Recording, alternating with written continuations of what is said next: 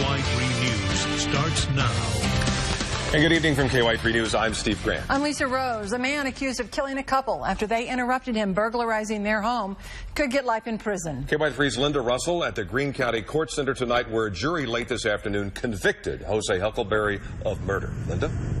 That's right. The jury came back with its verdict at about 3:45 this afternoon. After about 5 hours of deliberation, they found Jose Huckleberry guilty of 2 counts of second-degree murder in the deaths of Don and Helen Willingham in 2011, as well as a charge of burglary. It comes at the end of a week-long trial. This morning, prosecutors again played Helen's 911 call, reminded jurors of the neighbor who says he chased a slender young man matching Huckleberry's description from the Willinghams' home. They talked about details Jose gave detectives, like knowing the Willinghams were each stabbed in the chest, the hallway being to the left, having to step over blood on his way to the door, and remembering a truck in the driveway. They also argued that his alibi, his ex-girlfriend, is unreliable. The defense stood by Huckleberry's alibi and argued there was no physical evidence pointing precisely to him, that the DNA found at the scene could match a lot of other men as well. They claim the details he gave were just lucky guesses, and they say the pressure from detectives caused him to confess. Now, there was a collective sigh in the packed courtroom this afternoon as the guilty verdict was read, and plenty of hugs and tears afterward, as this is a huge relief for the Willingham family. A heavyweight. Wow. You didn't realize how heavy it was until it was gone. That's right. It's been 5 years. We're glad to have a resolution. I think we all forgave him, right away, because we know that's what my mother and father would have done and what they would have wanted.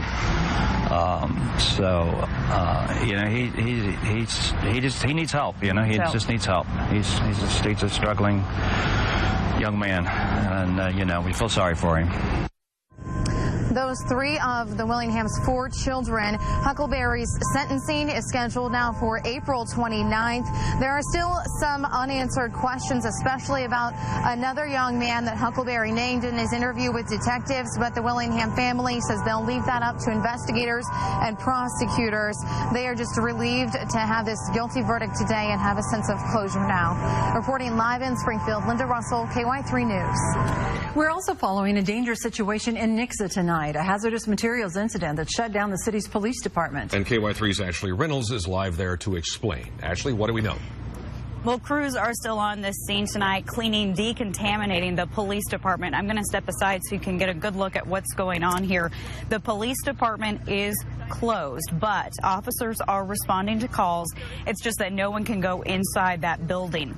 Those 2 employees are recovering tonight in a hospital. They're expected to be okay thanks to an antidote and decontamination in this parking lot. Meantime, police and city officials would like the man who brought the chemical to return here for decontamination. At this point, it's believed that this was an accident. Earlier this afternoon, a man stopped by to use the medication drop box.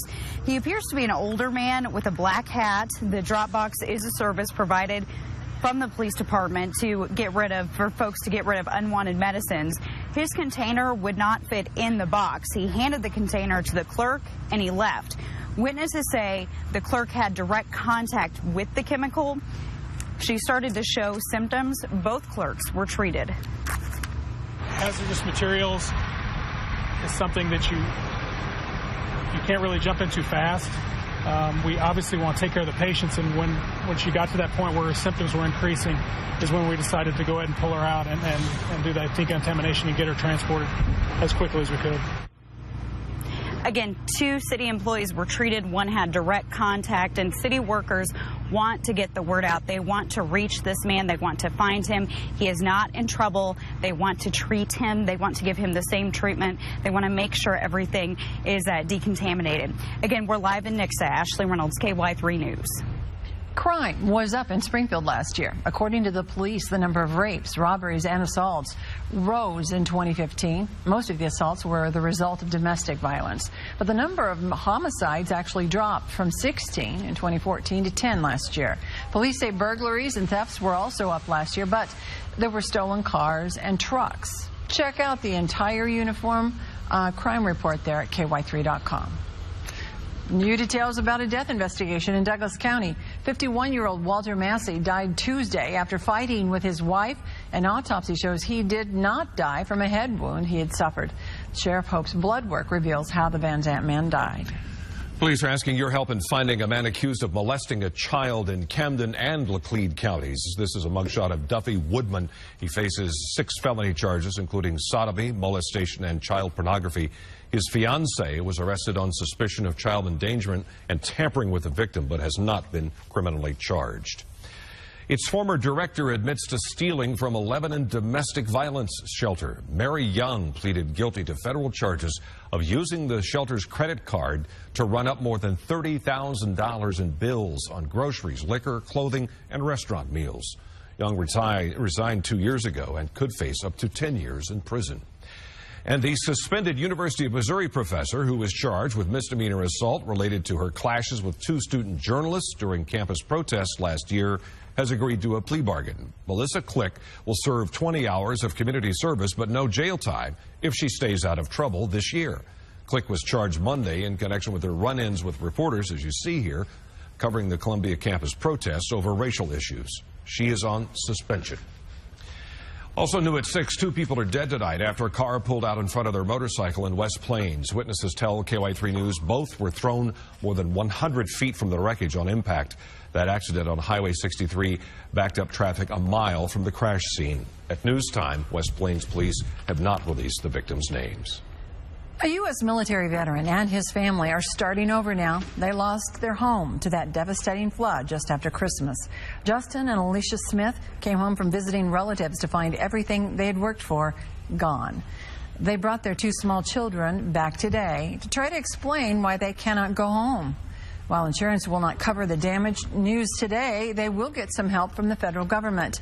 Though thankful, they dread this process of starting over again. We thought that we would have insurance, flood insurance, and then we found out that that was a separate buy-on that we were not told about. So that's when things kind of really sunk in that, you know, we didn't know what we were going to do. The Smiths say they're thankful, though, for help they've gotten from Justin's work, including some donated furniture. If you are a flood survivor, it isn't too late to apply for help from the federal government. The information is on our website at ky3.com. As you just saw, the misery lingers in hundreds of homes and basements around the Ozarks and also in the St. Louis area. The high water is gone, but more than 7,000 buildings across Missouri were damaged.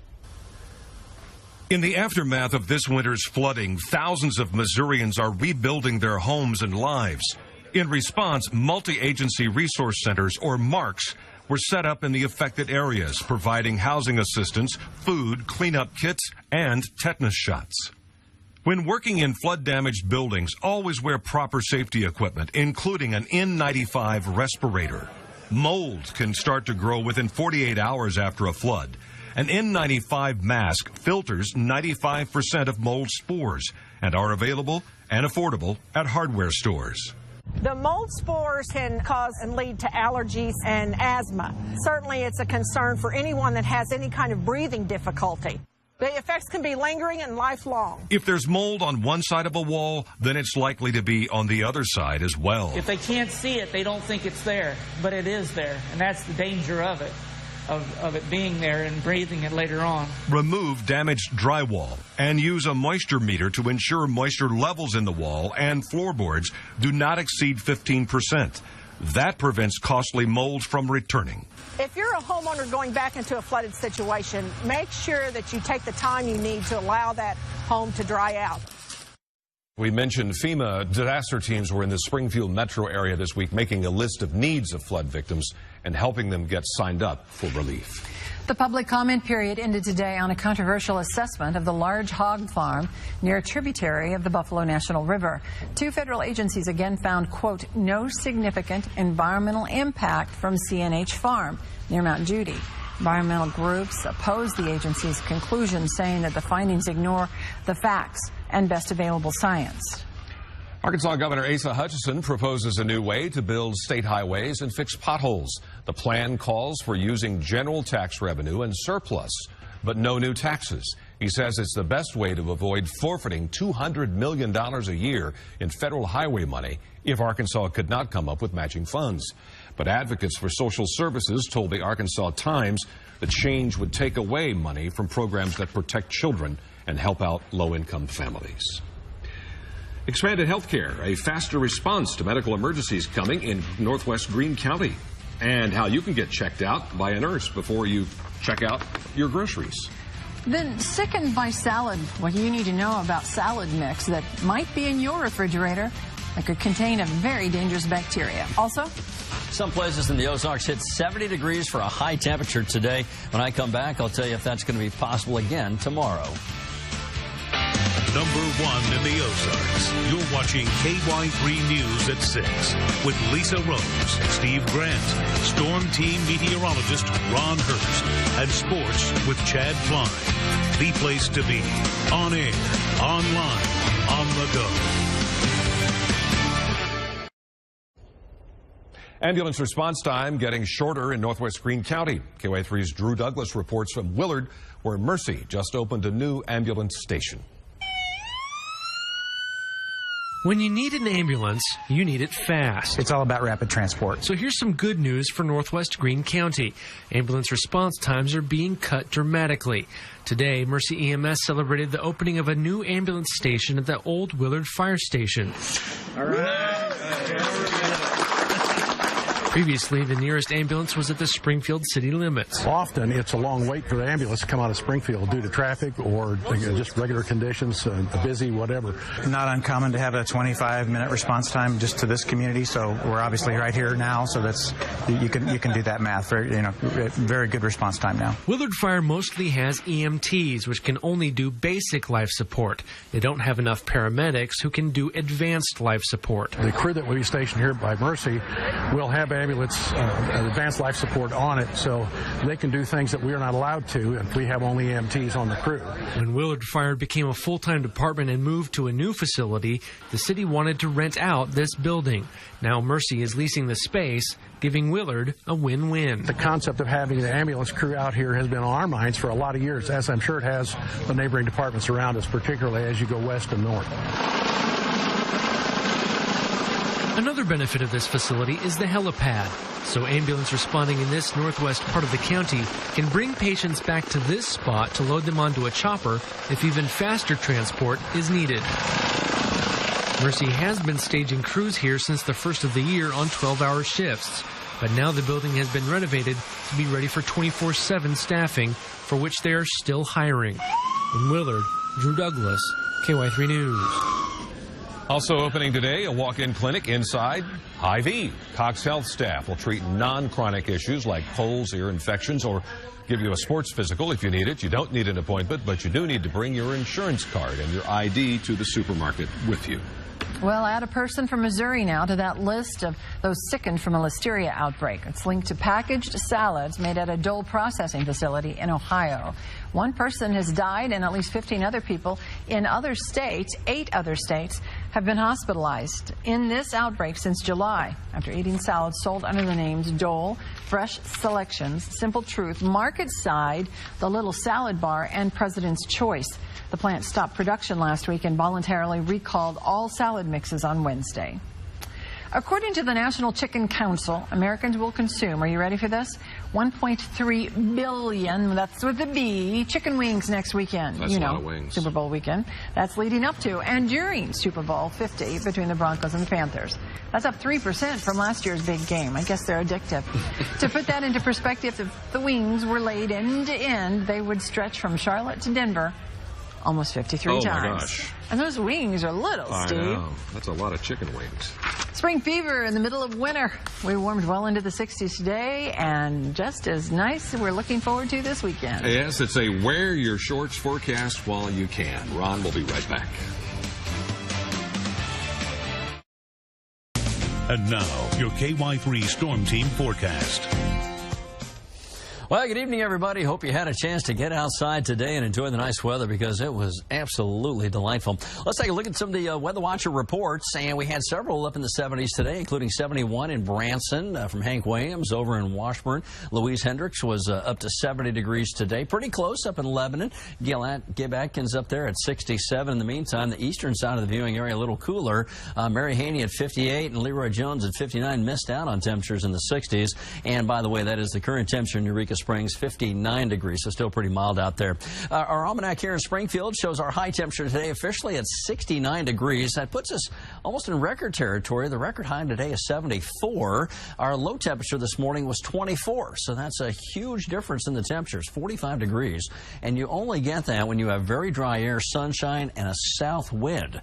So the whole combination came together today to give us some really excellent conditions. All right, so what to expect for tomorrow? Going to be another beautiful day. Temperatures in the morning starting off about 40, 60 around the noon hour, 68 in the afternoon, a 0% chance of rain. Winds out of the southwest, not as gusty as it was today. And so you know what? I'm sure the tee times are going to be taken in a big hurry at the golf course. But you know, it doesn't matter what you're doing outside tomorrow. The weather's going to be nice. Down in Mountain Home, had a beautiful sunset down here in Baxter County. We're clear in Springfield. We're back down to 59. Humidity 36%. Winds out of the southeast at 14 miles an hour. Peak wind gust today, 27 miles per hour. If you're headed out for a Friday evening on town, temperatures will drop from the 50s into the 40s. You can probably leave the heavy jacket in the closet, but you'll need a lighter jacket or windbreaker or a heavy sweater. Not expecting any significant weather. That sky should remain nice and clear. Here's a satellite picture. You notice we're void of clouds here in the central U.S. Out to the west, see this right here? That little bit of cloud cover is going to come zipping through the Ozarks overnight tonight. Behind it, there's a much bigger area of cloud cover out in Utah, western Colorado. I think that one's going to hold off until Sunday, but when it arrives, it will bring some clouds. So the weather map for tomorrow shows, again, high pressure remaining in control. Ought to have plenty of sunshine. Winds will be out of the southwest and nice and warm. This thing will zip through the Ozarks on Sunday, and I think that's going to lower our temperature by just a little bit. Here's a look at Futurecast. In the morning, temperatures at least 40 in Springfield, probably mid-40s in northern Arkansas, 30s for our northwestern counties. By noon, we're squarely into the 50s over most areas of the region, and then we're up into the 60s in the afternoon. Models today were awful. They were way too cool, so if I make the adjustment, I think we're talking upper 60s to near 70. Tuesday, folks, looks a little stormy in the central U.S. Lots of cold air waiting in the wings. Next week, from Wednesday on, looks really chilly. Our forecast set for tonight, mostly clear skies, 40 to 44. Winds from the south at 7 to 15 miles per hour. Tomorrow, I think we have a good deal of sunshine, and let's go mid to upper 60s with a southwest wind. Here's our forecast for the next 7 days. I think Sunday's going to be a little cooler, a high temperature of 58. We'll have a mostly cloudy sky. There's a tiny chance for sprinkles, but I think most folks will be dry. Next week, Groundhog Day still on Tuesday. We'll have some rain, maybe even some late afternoon sunshine, and then Wednesday, Lisa and Steve, we can have a few snow flurries. What? Gas. Must be Groundhog Day, yeah. Oh, need to enjoy tomorrow. All right. Sure. It was down to 3, but Nix's senior Chase Allen has chosen where he will play in college. Plus the status of one of the Bears' most explosive scorers up in the air. We'll hear from the team next in sports. Sports with Justin Sampson starts now. I've decided to continue my football career at Iowa State University and be a cyclist. One of the Ozarks' most coveted prospects is heading north to Iowa State. Nix's Chase Allen announcing where he'll head to college earlier this afternoon. And good evening. Well, the senior tight end garnered double-digit Division I offers and got a late push from Michigan, with Jim Harbaugh showing up to the school on Tuesday. But Allen said Ames feels like home when he talked it over with his family. And he spent part of his childhood there when his father, Terry, was an associate head coach for the Cyclones from 2002 to 2005. Now, there is a brand new coaching staff taking over Iowa State this year, but Allen said that actually helped seal the deal. My position coach, Alex Golish, he actually offered me at Illinois, but then with the new Stafford and Toledo coming over, he joined them. So I was ecstatic when he got that position because I knew that it was kind of meant to be. Well, you can hear more of Chase's comments on his decision here and later tonight, 11:30 on the Ozark CW, we will have our 30-minute Ozone show. In college, things continue to stay strange at Missouri State as the Bears return home for a date with Illinois State tomorrow. No word on whether starting sophomore Chris Kendricks will play. The Willard grad was active but sat for the entire Indiana State game on Wednesday and played only 8 minutes on the Sunday before that. Whatever rift is happening between him and Coach Paul Lusk, the head man said it's up to Kendricks whether or not he plays. We're supporting them as a team, from coaches to players to everyone involved, and you want to help a guy, and I think he knows it's to that point. Meanwhile, the Lady Bears head to Wichita State tomorrow at 2. Shockers have ended the last 2 Lady Bears campaigns. In fact, this senior class has never beaten them, losing 7 straight meetings since February of 2012. After a mass exodus from the program, Wichita State looks completely different this year at 5-14, but they still represent that last conference hurdle for MSU. They crushed us last year, and regardless if that's the same team, a different team, it doesn't matter. That's who we lost to. I don't have to say what our record is against Wichita State the last few years. Our players know. They're very well aware that this is the last team on our checklist, so to speak. Big weekend of ball ahead and a big night as well. Plenty of high school hoops tonight on the Ozone. Thanks, Justin. The big new attraction rolling into Branson coming up next. Just look at what will be rolling into Branson. Yeah, just look. The 15-story Ferris wheel that was at Chicago's Navy Pier for many, many years will be moved to the Track Family Fun Parks along Highway 76 in Branson. The Ferris wheel has been turning in Chicago for the last 20 years, and it was taken down to make way for a bigger ride. It is scheduled to open in Branson this summer. I wonder how long the lines will be. Can't You've ridden this, right? You've ridden this? Yes, I have. I've been on that very one. You know, at Navy Pier. Yeah. Can't wait to ride it in Branson. All right, we hope you have an enjoyable weekend. Thanks for watching. More news at 9 on the Ozark CW. Back here for KY3 News at 10.